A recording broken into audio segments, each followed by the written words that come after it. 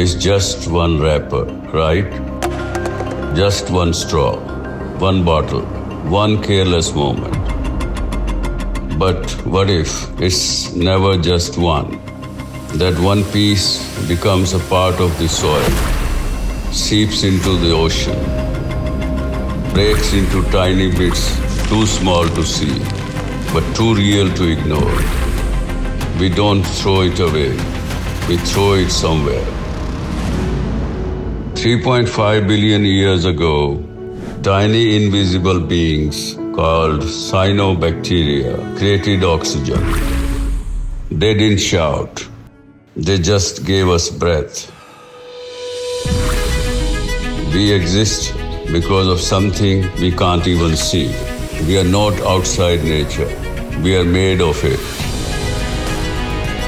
The breath you take in was gift from a tree. Your smallest choice echoes through the entire web of life.